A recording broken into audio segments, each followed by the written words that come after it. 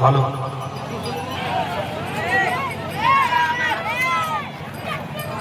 जन्मोत्सवाच्या निमित्ताने सनातन हिंदू धर्मामध्ये परित्राणाय साधूना विनाशाय च दुष्कृतां धर्म संस्थापनार्थाय दुर्जनाचा संहार करण्याकरता आणि भक्तांना आनंद देण्याकरता प्रभू रामचंद्राचा संसार झाला।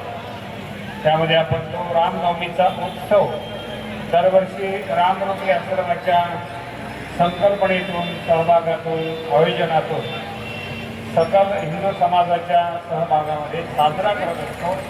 यावर्षी सुद्धा तो अनेक दाते सहकारी करणारे सामाजिक राजकीय आणि धार्मिक क्षेत्रातील सर्व महानुभावांच्या सहभागाने खऱ्या अर्थाने ही मिरवणूक उत्सवामध्ये उत्सव म्हणजे आनंद, सौ म्हणजे प्रगट करणे, या कृतीतून आनंद प्रगट होतो। आनंद भगवंताचं स्वरूप आहे आणि म्हणून तो आनंद आपण राम जन्माचा जो आनंद आहे अयोध्येतील लोकांना झाला। सर्व झाले राम राज्य काय होणे आम्हासी धरणी धरे पीक काय होण्याच्या मशी राम केलो विलामी गाऊगी दळिता कांडिता जेविता गे पाहिजे।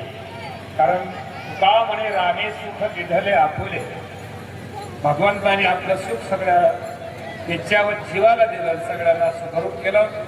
सर्वेत्र सर्वे संतो निरामया सर्वे भद्राणी पश्यन्ति मा कश्चित दुःख वापरूया।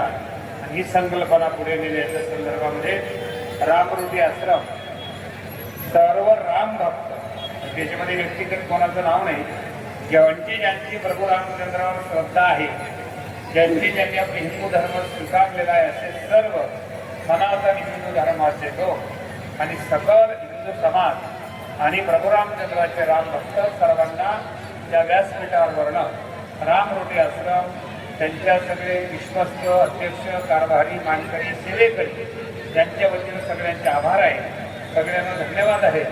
आपण हा उत्सव दरवर्षी साजरा करतो।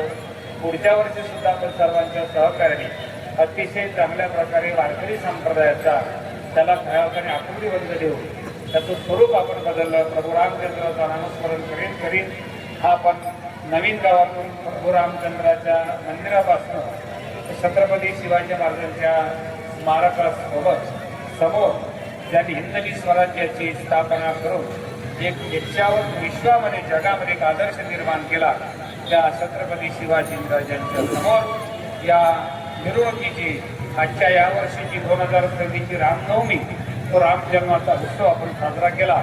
सर्वांना आपण धन्यवाद देऊ। पुढच्या वर्षी सुद्धा